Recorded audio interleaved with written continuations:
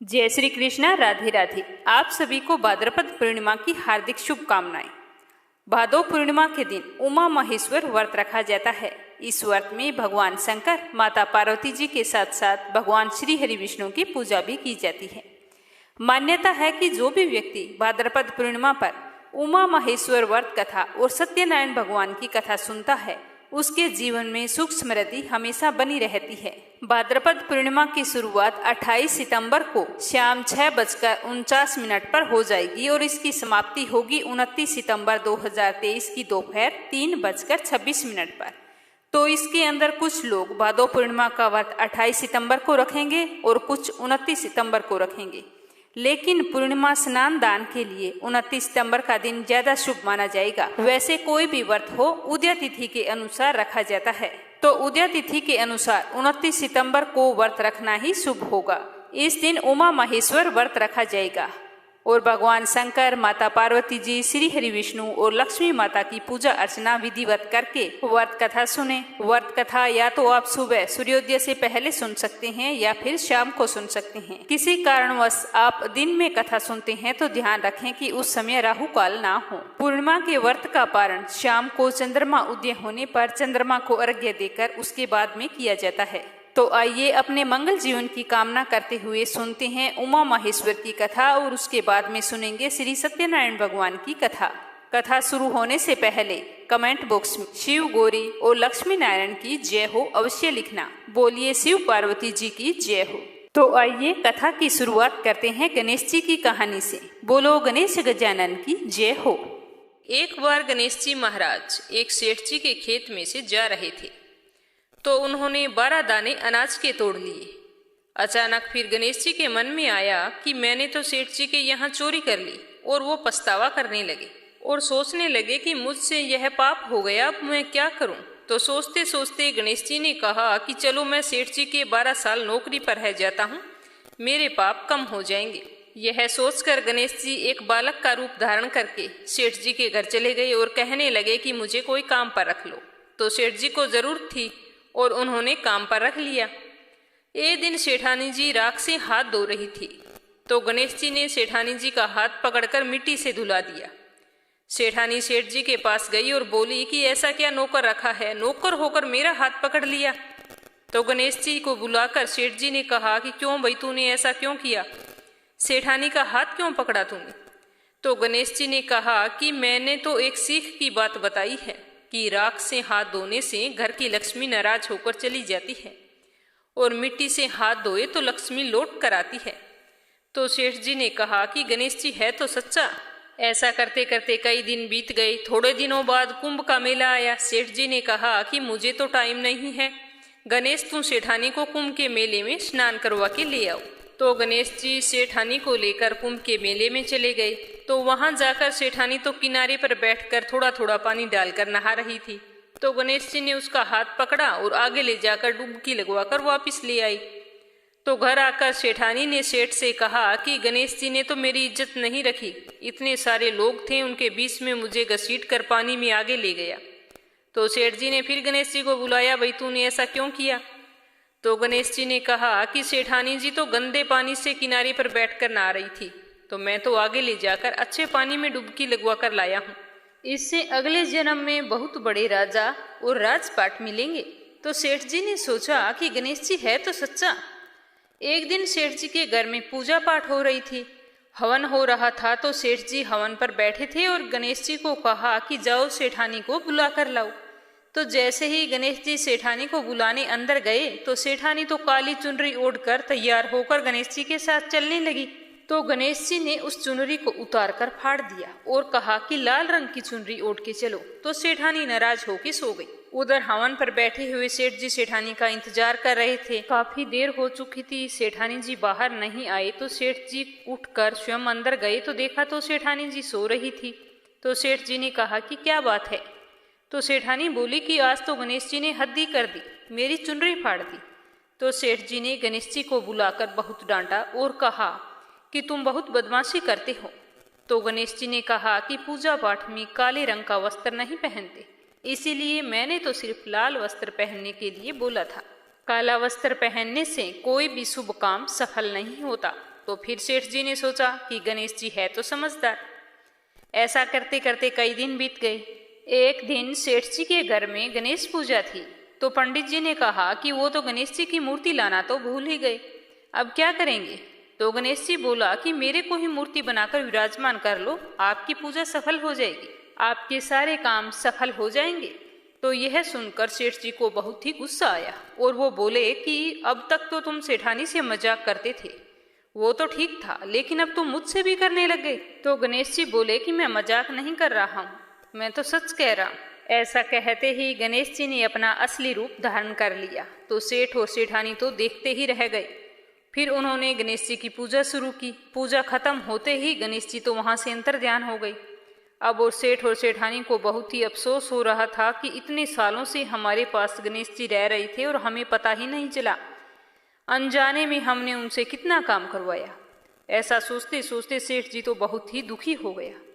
तो गणेश जी ने रात को सपने में आकर सेठ जी से कहा कि सेठ जी, आपके खेत से मैंने 12 साल पहले 12 अनाज के दाने तोड़ लिए थे, उसी का कर्ज उतारने के लिए मैंने आपके घर 12 सालों तक नौकरी की थी। आपको अफसोस करने की कोई ज़रूरत नहीं है, आज से तुम्हारे घर में कोई भी चीज़ की कमी नहीं रहेगी। इस प्रकार से गणेश जी के आशीर्वाद से सेठ और सेठानी पुत्रवान और धनवान हो गए। हे गणेश भगवान, जैसी कृपा आपने सेठ और सेठानी पर की वैसी सब पर करना। बोलो गणेश गजानन की जय हो। हुए सुनते हैं उमा महेश्वर की कथा और उसके बाद में सुनेंगे श्री सत्यनारायण भगवान की कथा। कथा शुरू होने से पहले कमेंट बॉक्स में शिव गौरी और लक्ष्मी नारायण की जय हो अवश्य लिखना। बोलिए शिव पार्वती जी की जय हो। एक समय की बात है कि महर्षि दुर्वासा भगवान शंकर से मिलकर लौट रहे थे। तभी उनकी मुलाकात भगवान श्री हरि विष्णु से हो गई। तो भगवान श्री हरि विष्णु ने उनसे पूछा कि आप कहाँ जाकर आ रहे हो। तो महर्षि दुर्वासा ने उन्हें बताया कि वो तो महादेव जी से मिलकर आ रहे हैं। और इसके बाद उन्होंने बिल्व पत्र की माला भगवान श्री हरि विष्णु को भेंट कर दी। लेकिन भगवान विष्णु जी ने उस माला को स्वयं नहीं पहना, महर्षि से उस माला को लेकर अपने वाहन गरुड़ को पहना दिया। तो ये देखकर महर्षि दुर्वासा को बहुत ही ज्यादा गुस्सा आ गया और उन्होंने गुस्से में भगवान श्री हरि विष्णु को श्राप दे दिया कि तुम्हें अपने आप पर बहुत ही घमंड है ना, तो जाओ, तुम्हारा सारा घमंड खत्म हो जाएगा। तुम्हारी पत्नी लक्ष्मी तुमसे अलग हो जाएगी, क्षीर सागर भी तुमसे छिन जाएगा। ये महर्षि दुर्वासा का श्राप है तुम्हें। तो ये सब सुनने के बाद में भगवान श्री हरि विष्णु ने महर्षि दुर्वासा को प्रणाम करते हुए पूछा कि श्राप तो आपने दे दिया है, पर इस श्राप से मुक्त होने का कोई तो उपाय बताइए। आपको इतना गुस्सा आए तो ऐसा काम तो मैंने नहीं किया, फिर भी मुझे मेरी गलती का एहसास है, मैं तुमसे क्षमा मांगता हूँ। तो इस तरह भगवान श्री हरि विष्णु के क्षमा मांगने पर दुर्वासा ऋषि शांत हो गए और उन्होंने कहा कि मैं इस श्राप को वापस तो नहीं ले सकता, लेकिन तुम्हें इससे मुक्त होने का उपाय जरूर बता सकता हूँ। आपको पूर्णिमा के दिन महादेव और चंद्रमा की पूजा करनी होगी, जिसके प्रभाव से आप इस श्राप से मुक्त हो जाएंगे। तो यह सुनकर विष्णु जी ने महर्षि को प्रणाम किया और चले गए। पूर्णिमा आने पर भगवान श्री हरि विष्णु ने महर्षि दुर्वासा के कहे अनुसार विधि पूर्वक उमा महेश्वर का व्रत रखा और पूर्णिमा के दिन शिव और चंद्रमा की विधिवत पूजा की, जिससे उनके सारे कष्ट दूर हो गए और भगवान विष्णु की अपनी सारी समस्त शक्तियां पुनः प्राप्त हो गई। धार्मिक मान्यताओं के अनुसार उमा महेश्वर व्रत रखने से धन और समृद्धि की प्राप्ति होती है। साथ ही ये व्रत जीवन में संतुलन और शांति बनाए रखने में हमारी मदद करता है। इस व्रत को रखने से शारीरिक और मानसिक शांति मिलती है। ये व्रत प्रेम संबंधों में मधुरता लाता है। तो अब अपने सुनेंगे सत्यनारायण भगवान की कथा। बोलो श्री सत्यनारायण भगवान की जय हो।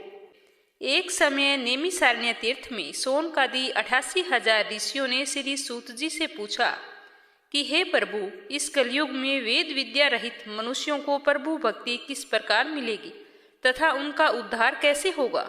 इसीलिए हे मुनि, ऐसा कोई व्रत या तप कहिए जिससे थोड़े से समय में पुण्य प्राप्त होवे तथा मनवांछित फल भी मिले। वह कथा हमारी सुनने की इच्छा है। सर्वशास्त्र ज्ञाता श्री सूत जी बोले कि हे वैष्णव पूज्य, आप सबने प्राणियों के हित की बात पूछी है। अब मैं उस श्रेष्ठ व्रत को आप लोगों से कहूँगा, जिस व्रत को नारद जी ने लक्ष्मी नारायण से पूछा था और लक्ष्मीपति ने मुनि श्रेष्ठ नारद से कहा था। सो ध्यान से सुनना। एक समय योगीराज नारद जी दूसरों के हित की इच्छा से अनेकों लोकों में घूमते हुए मृत्यु लोक में आ पहुंचे।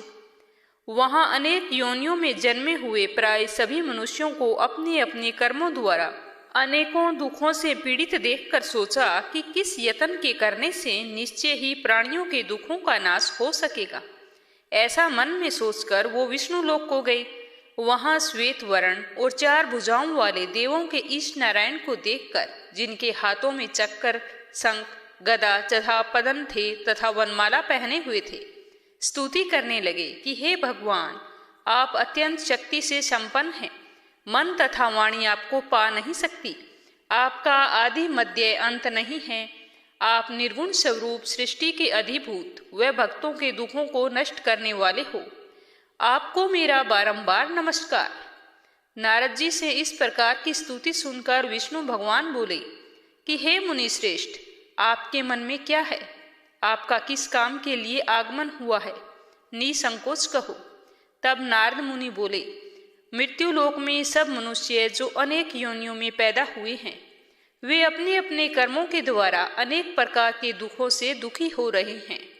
हे नाथ, अगर आप मुझ पर दया रखते हो तो बताओ कि उन मनुष्यों के दुख जो थोड़े से प्रयत्न से ही कैसे दूर हो सकते हैं।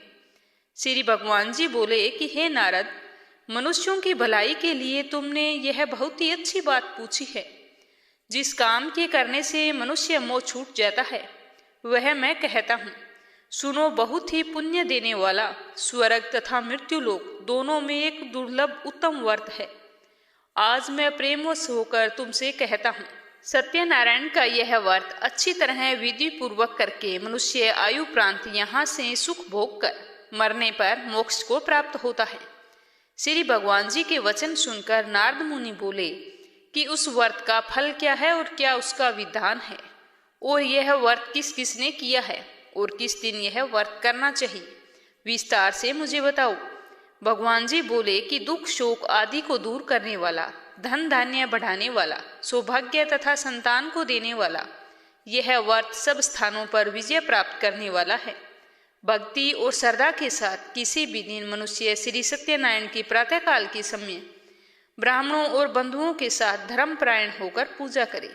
भक्ति भाव से निवेद केले का फल, घी, दूध, गेहूं का चूर्ण सवाया लेवे। गेहूं के अभाव में साठी का चूर्ण, शक्कर तथा गुड़ ले। सब भक्षण योग्य पदार्थ जमा करके भगवान के अर्पण कर देवे तथा बंधुओं सहित ब्राह्मणों को भोजन करावे। उसके पश्चात स्वयं भोजन करे। नृत्य गीत आदि का आचरण कर सत्यनारायण भगवान का स्मरण करते हुए समय व्यतीत करे। इस तरह व्रत करने पर मनुष्य की इच्छा निश्चय ही पूरी होती है।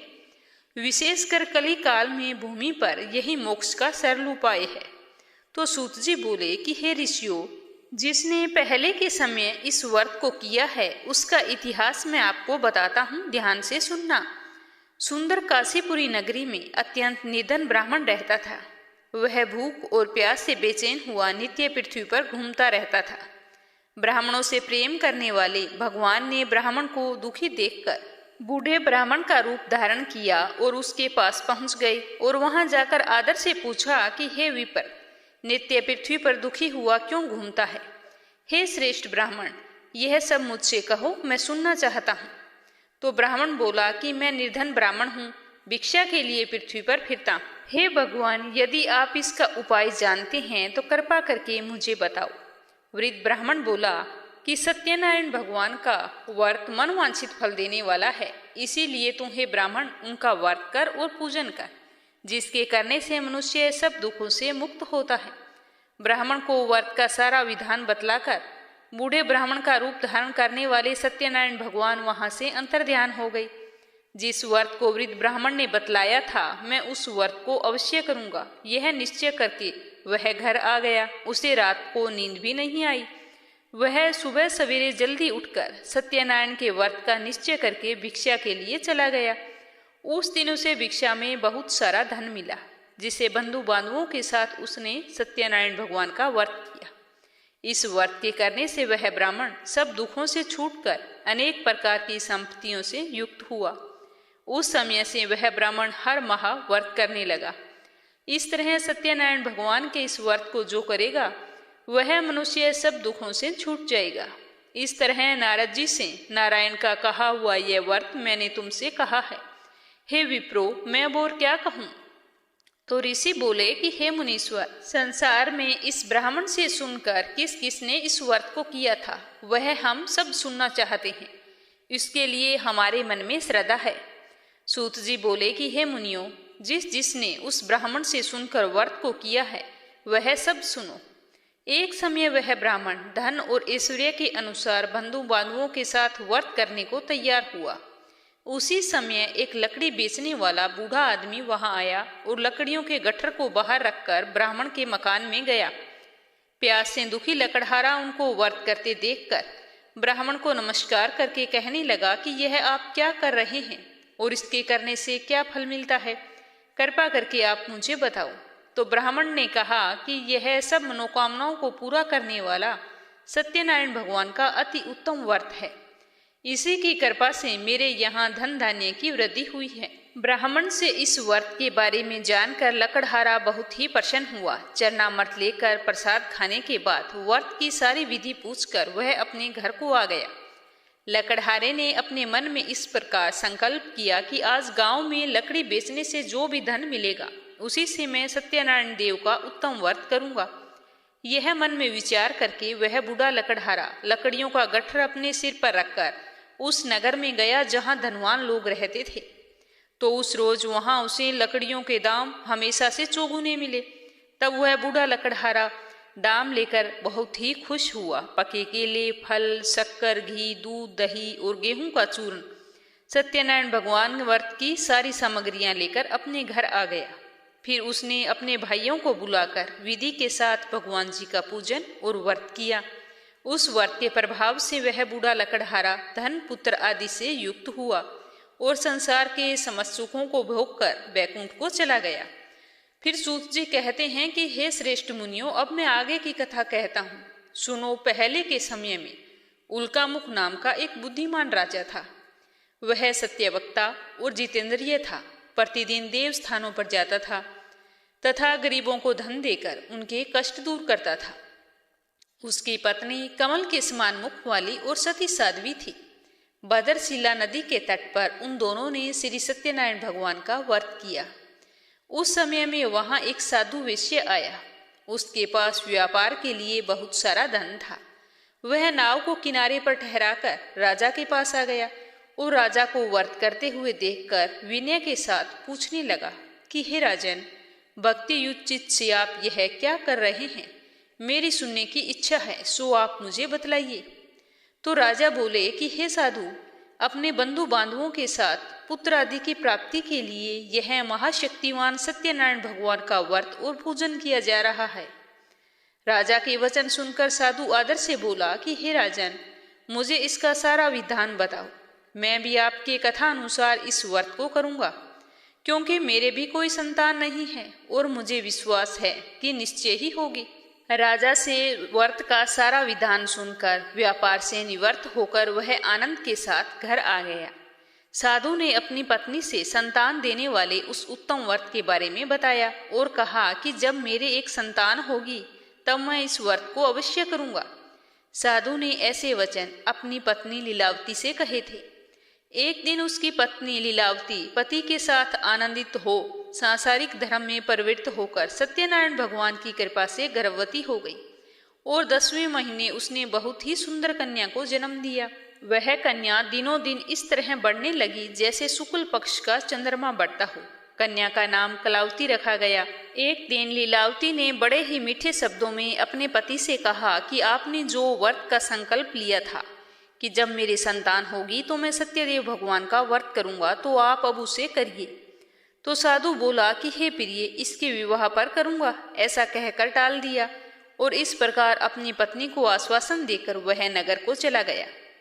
कलावती पितृगृह में वृद्धि को प्राप्त हो गई।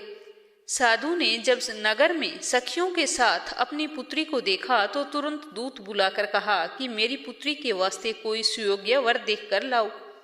साधु की आज्ञा पाकर दूत कंचन नगर पहुंचा और वहां पर बड़ी खोज करके देखभाल कर लड़की के लिए एक सुयोग्य वाणिक पुत्र को ले आया। उस सुयोग्य लड़के को देखकर साधु ने अपने बंधु बांधवों सहित प्रसन्नचित हो अपनी पुत्री का विवाह उसके साथ कर दिया, किंतु दुर्भाग्य से विवाह के समय भी उस व्रत को करना भूल गया। तो श्री सत्यनारायण भगवान क्रोधित हो गए और श्राप दिया कि तुम्हें दारुण दुख प्राप्त होगा। अपने कार्य में कुशल साधु बनिया जमाता सहित समुद्र के समीप स्थित रतनपुर नगर में गया और वहां दोनों ससुर जमाई चंद्रकेतु राजा के उस नगर में व्यापार करने लगे। एक रोज भगवान सत्यनारायण की माया से प्रेरित कोई चोर राजा का धन चुराकर भागा जा रहा था, किंतु राजा के दूतों को आता देखकर चोर ने घबराकर भागते हुए राजा के धन को चुपचाप वहीं छुपा दिया जहां वो ससुर जमाई ठहरे हुए थे। जब दूतों ने उस साधु वेश्या के पास राजा का धन देखा तो वे दोनों को बांधकर राजा के पास ले गए और जाकर बोले कि हम 2 चोर पकड़ कर लाए हैं, देखकर आज्ञा दें। तब राजा ने आज्ञा दी कि उन्हें कठोर कारावास में डाल दिया जाए और उसका सब धन छीन लिया जाए। सत्यनारायण भगवान के श्राप द्वारा उसकी पत्नी भी घर पर बहुत ही दुखी हुई। घर पर जो धन रखा था वो चोर चुरा कर ले गई। शारीरिक व मानसिक पीड़ा तथा भूख प्यास से अति दुखी हो अन्न की चिंता में कलावती एक दिन एक ब्राह्मण के घर गई। वहां उसने सत्यनारायण भगवान का व्रत होते हुए देखा तो उसने वहां पर कथा सुनी और फिर प्रसाद लेकर रात को घर आ गई। तो माता ने कलावती से पूछा कि हे पुत्री, अब तक तुम कहाँ थी और तेरे मन में क्या है? तब कलावती बोली कि हे माता, मैं एक ब्राह्मण के घर श्री सत्यनारायण भगवान का व्रत होते देखा है, वहीं पर कथा सुन रही थी और प्रसाद खाकर घर आ गई हूँ। तो कन्या के वचन सुनकर लीलावती भगवान के पूजन की तैयारी करने लगी।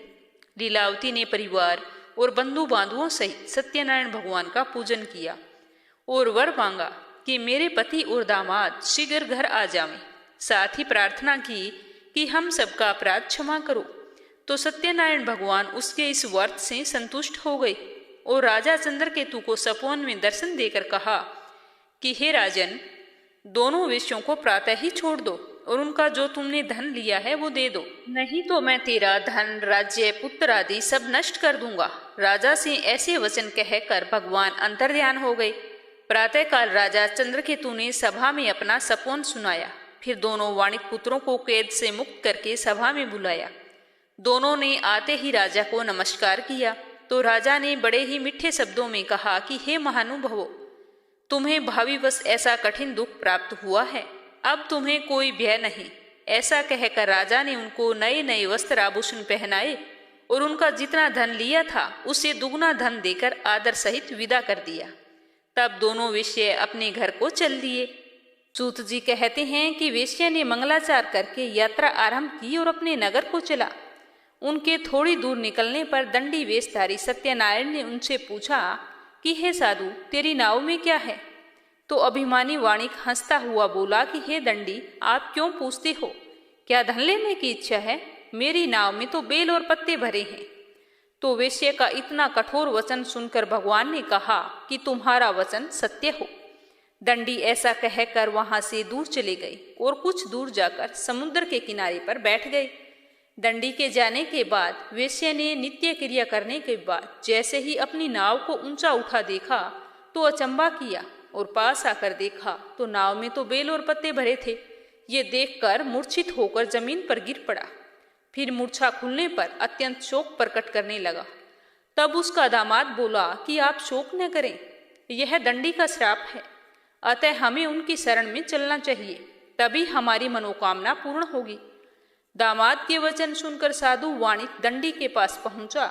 अत्यंत भक्ति भाव से नमस्कार करके बोला कि हे भगवान, आपकी माया से मोहित ब्रह्मा आदि भी आपके रूप को नहीं जानते, तब मैं अज्ञानी कैसे जान सकता हूँ?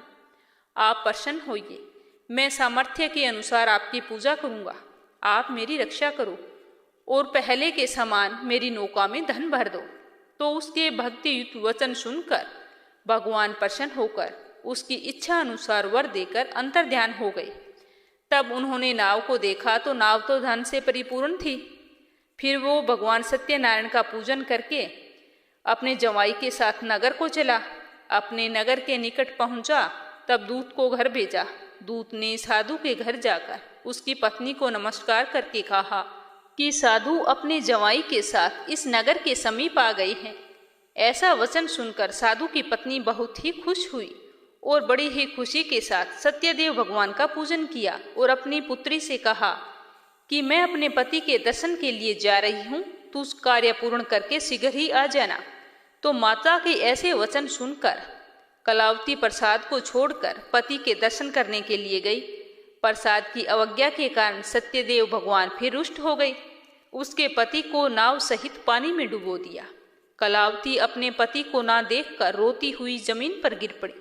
इस तरह से नौका को डूबा हुआ तथा कन्या को रोता हुआ देखकर साधु दुखी होकर बोला कि हे प्रभु, मुझसे या मेरे परिवार से जो भी कोई भूल हुई है उसे क्षमा करो।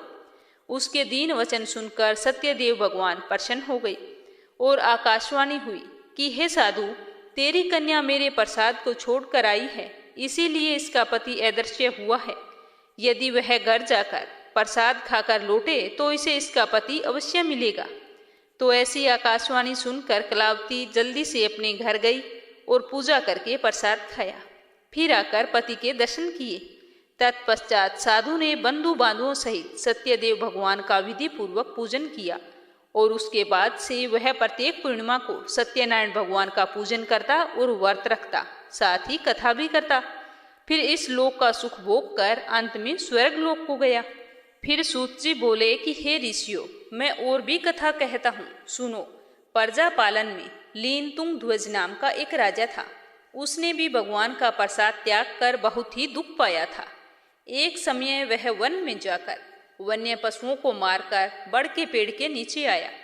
वहां पर उसने ग्वालों को भक्ति भाव से श्रद्धा सहित सत्यनारायण जी का पूजन करते देखा। तो राजा तो घमंडवश वहां नहीं गया और ना ही नमस्कार किया। पूजा समाप्त होने पर जब ग्वालों ने भगवान का प्रसाद राजा को दिया तो राजा ने उस प्रसाद को त्याग दिया और अपनी नगरी को चला गया। वहां जाकर उसने देखा कि सब कुछ नष्ट हो गया है। तो वह राजा जान गया कि यह सब सत्यनारायण भगवान ने किया है। तब वह विश्वास करके फिर से ग्वालों के समीप गया और विधि पूर्वक पूजन करके प्रसाद खाया। तो सत्यदेव की कृपा से सब कुछ पहले जैसा हो गया। फिर दीर्घ काल तक सुख भोग कर मरने पर स्वर्ग लोक को गया। जो मनुष्य इस परम दुर्लभ व्रत को करेगा, भगवान की कृपा से उसे धन धान्य की प्राप्ति होगी। निर्धन धनी बंदी बंधन से मुक्त हो जाता है। संतानहीनों को संतान की प्राप्ति होती है तथा सब मनोरथ पूर्ण होकर अंत में वैकुंठ धाम को जाता है। जिन्होंने पहले इस व्रत को किया था, अब उसके दूसरे जन्म की कथा कहता हूँ। वृद्धस्तानंद ब्राह्मण ने सुदामा का जन्म लेकर मोक्ष को पाया। उल्कामुख नाम का राजा दशरथ होकर वैकुंठ को प्राप्त हुआ। साधु वैश्य ने मोर ध्वज बनकर अपने पुत्र को आरे से चीरकर मोक्ष को प्राप्त किया। महाराज तुंग ध्वज ने स्वयंभू होकर भगवान में भक्ति युक्त कर्म करके मोक्ष को पाया। बोलो सत्यनारायण भगवान की जय हो। लपसी और तपसी की कहानी। एक लपसी था, एक तपसी था। तपसी हमेशा भगवान की तपस्या करता था, लेकिन उसे चोरी करने की आदत थी। लपसी हमेशा सवा सेर की लापसी बनाता और पहले भगवान को भोग लगाता, उसके बाद में स्वयं भोजन करता। दोनों भाइयों का यही नियम था। तो एक दिन कोई बात को लेकर दोनों में कहासुनी हो गई। तो तपसी बोला कि मैं रोजाना भगवान की तपस्या करता हूँ, इसीलिए मैं बड़ा हूँ। तो लपसी बोला कि मैं रोज भगवान को सवा सेर लापसी का भोग लगाता हूँ, इसीलिए मैं बड़ा हूँ। ऐसा कहते हुए दोनों जोर जोर से लड़ने लगे। तभी वहां से नारद जी गुजर रहे थे। दोनों को लड़ता हुआ देखकर वहां आए और उनसे पूछा कि तुम दोनों लड़ क्यों रहे हो। तो दोनों ने अपने आप को बड़ा बताया और साथ में बड़ा होने का कारण भी बताया। तो नारद जी बोले कि मैं तुम्हारा फैसला कर दूंगा, कल आऊंगा, बता दूंगा भी कौन बड़ा है। दूसरे दिन लपसी और तपसी नहाकर अपनी रोज की भक्ति करने आए। तो नारद जी ने छुपकर 1.25 करोड़ की एक एक अंगूठी उन दोनों के आगे रख दी। जैसे ही भक्ति करते हुए तपसी की नजर उस अंगूठी पर पड़ी तो उसने चुपचाप से उठाई और अपने पैर के नीचे दबा ली। लपसी की नजर अंगूठी पर पड़ी, लेकिन उसने ध्यान नहीं दिया। उसने पहले भगवान को भोग लगाया और फिर स्वयं भोजन करने के लिए बैठ गया। थोड़ी देर बाद नारद जी सामने आए तो दोनों ने पूछा कि अब बताओ हम में से कौन बड़ा है। तो नारद जी ने तपसी से खड़ा होने के लिए कहा। तो तो वो खड़ा हुआ तो उसके पैर के नीचे दबी हुई अंगूठी दिखाई दी।